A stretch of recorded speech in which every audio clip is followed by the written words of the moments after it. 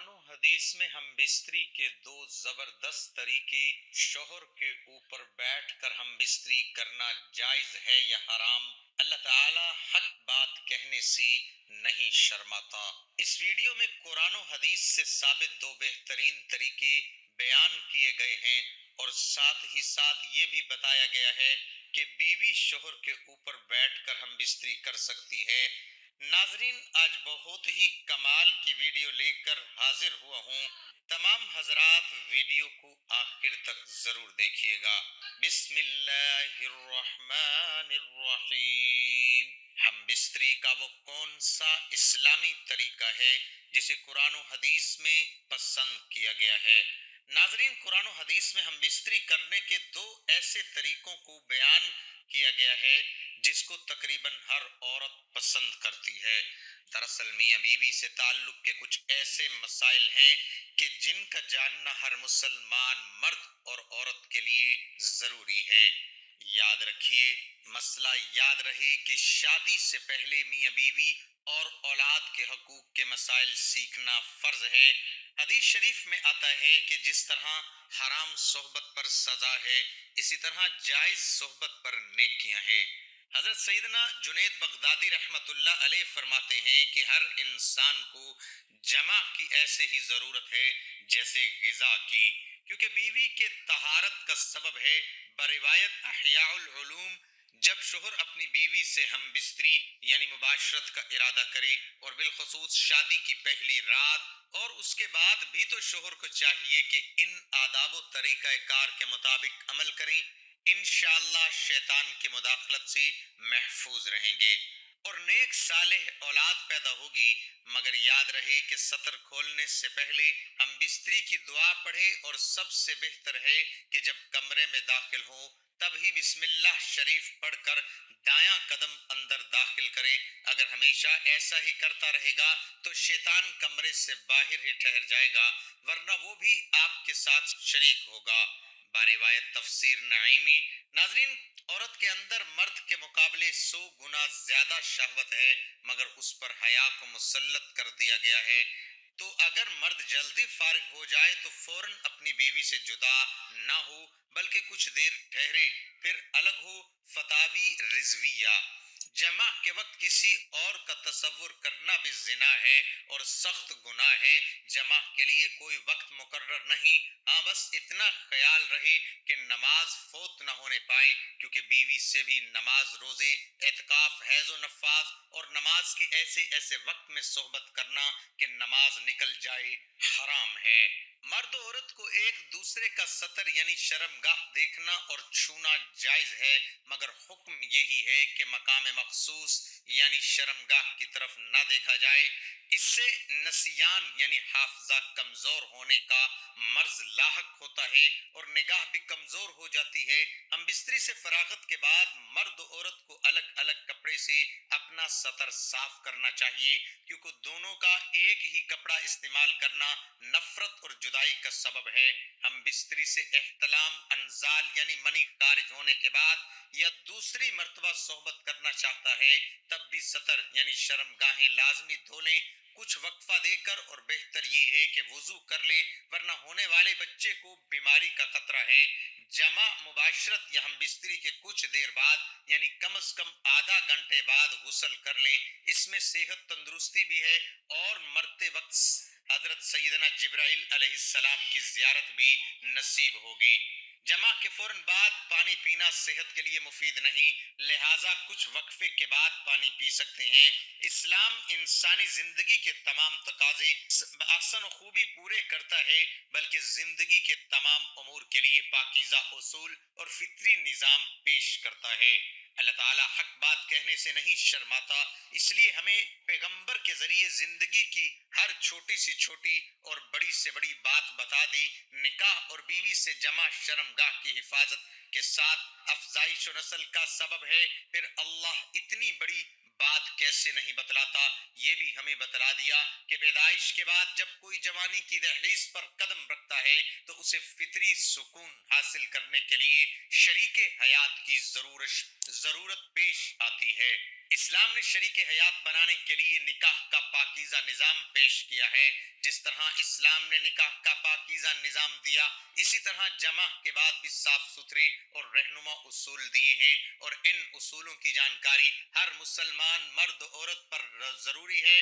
یہودیوں کا خیال تھا کہ بیوی کی اگلی شرمگاہ میں پیچھے سے جمع کرنے سے لڑکا بھینگا پیدا ہوگا، جبکہ اللہ تعالیٰ قرآن پاک میں یوں بیان فرماتے ہیں: تمہاری بیویاں تمہاری کھیتیاں ہیں، لہٰذا تم اپنی کھیتیوں میں جدھر سے چاہو آؤ. سورہ بقرہ.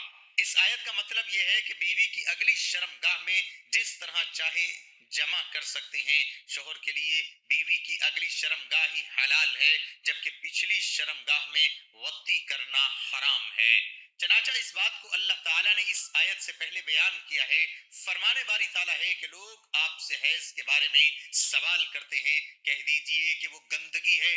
حالت حیض میں عورت سے الگ رہو، اور جب تک وہ پاک نہ ہو جائے ان کے قریب نہ جاؤ. ہاں، جب وہ پاک ہو جائے تو ان کے پاس جاؤ جہاں سے اللہ نے تمہیں اجازت دی ہے. اللہ توبہ کرنے والوں کو اور پاک رہنے والوں کو پسند فرماتا ہے. سورہ بقرہ. یہاں پر اللہ رب العزت حکم دے رہا ہے کہ حیض کی حالت میں بیوی کے پاس نہ جاؤ، اور جب وہ غسل کر کے پاک ہو جائے تو اس کے ساتھ اس جگہ سے جمع کرو جس جگہ سے جمع کرنے کی اجازت دی گئی ہے. حیض اگلی شرمگاہ سے آتا ہے اور حیض کا خون آنے تک جمع ممنوع ہے، اور جب حیض بند ہو جائے تو اس جگہ جمع کرنا جہاں سے خون آ رہا تھا. نبی صلی اللہ علیہ وآلہ وسلم کا فرمان ہے: اور بیوی سے جمع کرتے ہوئے تمہارے وضو میں صدقہ ہے. بروایت صحیح مسلم. صحابہ کرام رضوان اللہ علیہم اجمعین نے پوچھا: اے اللہ کے رسول صلی اللہ علیہ وآلہ وسلم، ہم میں سے کوئی اپنی خواہش پوری کرتا ہے تو کیا اس میں بھی اجر ملتا ہے؟ تو آپ صلی اللہ علیہ وآلہ وسلم نے فرمایا: بتاؤ، اگر وہ یہ خواہش حرام جگہ پوری کرتا تو کیا اسے گناہ نہ ہوتا؟ صحابہ نے عرض کیا کہ کیوں نہیں؟ لہٰذا فرمایا کہ اس وجہ سے جب وہ صحیح جگہ سے خواہش پوری کرتا ہے تو اس کے لیے اجر ہے. قرآن و حدیث میں ہم بستری کرنے کے دو ایسے طریقوں کو بیان کیا گیا ہے جس کو تقریباً ہر عورت پسند کرتی ہے. اس کو قرآن میں بھی پسند کیا ہے اور حدیث میں بھی پسند کیا گیا ہے. آئیے قرآن و حدیث میں پسندیدہ طریقوں کے بارے میں جانتے ہیں. قرآن پاک نے ہر موڑ پر مسلمانوں کی رہنمائی فرمائی ہے. اسی طرح ہم استری کرنے پر بھی شریعت نے ہماری بہت رہنمائی فرمائی ہے. ناظرین اکرام، وہ دو طریقے آپ کو بتاتے ہیں کہ وہ کون سے دو طریقے ہیں. اللہ تعالیٰ قرآن پاک میں فرماتے ہیں یہ وہ طریقہ ہے جو تقریباً ہر جاندار استعمال کرتا ہے. وہ طریقہ کیا ہے کہ عورت نیچے لیٹی ہو اور شوہر اوپر لیٹا ہو اور شوہر حرکت کرے. اس کو قرآن پاک نے بیان کیا. عورت نیچے لیٹ جائے اور شوہر اس کے اوپر ہو. اس طریقے سے بیوی کے ساتھ ازواجی تعلق قائم کرنا، اس سے شوہر کو بھی لذت ملتی ہے اور بیوی کو بھی خوب لذت ملتی ہے. اس طریقے کو قرآن نے بھی پسند کیا. ناظرین اکرام، دوسرا طریقہ جس کو حدیث میں پسند کیا گیا ہے، حدیث مبارکہ میں ارشاد ہے کہ بیوی جب نیچے لیٹ جائے تو اس کی دونوں ٹانگوں کو اپنے کندھوں پر رکھ لیا جائے، یعنی اس کے سرین کے درمیان بیٹھ کر حرکت کرے. اور اس طریقے کو حدیث میں بیان کیا گیا ہے. پہلا طریقہ تھا کہ اوپر لیٹ جانا، اور دوسرا طریقہ ہے حدیث میں وہ بھی یہی ہے، لیکن اس میں فرق یہ ہے کہ دونوں ٹانگوں کو اٹھا لیا جائے اور حرکت کی جائے. یہ طریقہ ایسا ہے کہ جن عورتوں کو حمل نہیں ٹھہرتا تو بہت جلدی اس طریقے سے حمل ٹھہر جاتا ہے. ناظرین، یہ وہ دو طریقے ہیں جن کو قرآن حدیث میں پسند کیا گیا ہے. ایک خاتون نے سوال بھیجا ہے اور کہا ہے کہ یہ سوال کرنے کے لیے میں بہت شرما رہی ہوں، لیکن میں جاننا چاہتی ہوں کہ کیا یہ غلطی ہے یا نہیں. کیا عورت اپنے شوہر کے اوپر بیٹھ کر ہم بستری کر سکتی ہے یا نہیں؟ میں نے اپنے شوہر کے اوپر بیٹھ کر ہم بستری کی ہے، لیکن جب ہم دونوں میاں بیوی اس طریقے سے ہم بستری کرنے کے بعد فراغت حاصل کر چکے تھے تو ہم دونوں ایک دوسرے سے شرمندہ ہوئے کہ ہم نے بہت بڑا گناہ کر لیا.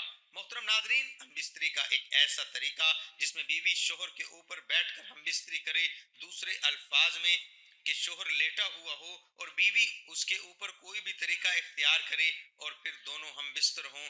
ایسے ہی ہم بستری سے متعلق شریعت کیا حکم دیتی ہے، یہ سوال تھا۔ ناظرین، ہم بستری کرتے وقت عورت مرد کے اوپر بیٹھ جائے یا مرد عورت کے اوپر بیٹھ جائے، ایسی صورت میں عورتوں کا سمجھنا یہ ہے کہ یہ گناہ کا کام ہے۔ دراصل جس طرز زندگی یا ہمارا سماج یا ثقافت جو ہمارے اعتراف میں ہے، ہم دیکھتے ہیں اور اپنے آباء و اجداد سے یا بوڑھی عورتوں سے سنتے ہیں، ایک بات اپنے ذہن میں بٹھا لیتے ہیں کہ بس ایسے ہی کرنا چاہیے، بیوی شوہر کے اوپر بیٹھ کر ہم بستری کرے یا شوہر بیوی کے اوپر بیٹھ کر شرعی فریضہ سر انجام دے تو ایسا کرنا حرام نہیں ہے، بلکہ مرد کے لیے جائز ہے کہ وہ جس صورت میں بھی چاہے اپنی بیوی سے فائدہ حاصل کرے۔ شوہر کے لیے اپنی بیوی سے ہم بستری اور تلذذ یہ ہر وقت جائز ہے۔